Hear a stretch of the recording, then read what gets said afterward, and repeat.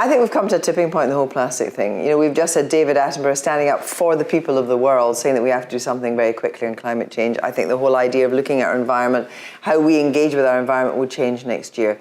I think it might even become illegal to use single-use plastic. I think there's going to have to be a revolution in the way we actually buy our food and our drink. I certainly think that's one thing.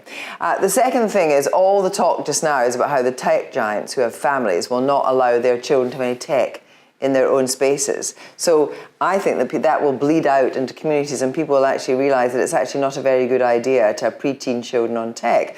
You know, I saw the other day in a newspaper a new cot which has got a built-in iPad at the end, which is on sale for £2,000, and you think, well, we've really reached a point where we have to pull back from this. The other thing which I fervently hope, which is what has happened in Scotland, where you can vote when you're 16, I hope that extends to the whole of the UK. If we want young people to take part in our political discourse in that way, then we have to give them agency. And the way you give them agency is give them a vote. So it's not only my fervent belief it'll happen, it's my fervent wish.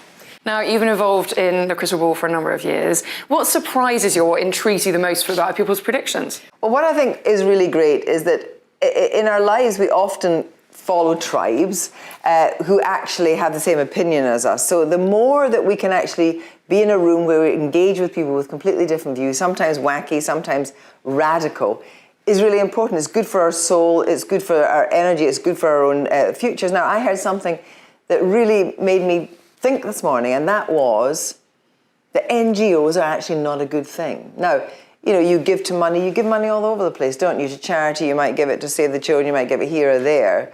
But, you know, Nimco said this morning that actually that is not the way to go. It's inefficient, it's disempowering, and we have to have a new model. Now, that is like turning a massive tanker around. But even to have that conversation is incredibly important. And this is the perfect forum for it.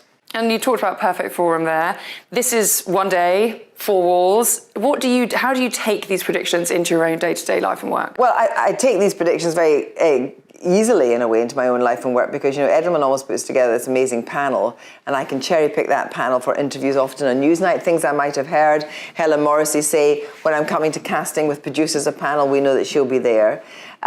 You know, we might do something on the question of whether or not there should be intellectual property from people like Netflix and Google and so forth. Well, I know I've got a producer that I heard this morning be incredibly articulate. You want to go out in the world and hear from people whose judgment that you think, I think that's quite interesting. I think they can develop an argument. So that's what I take away from today. That's great, thank you.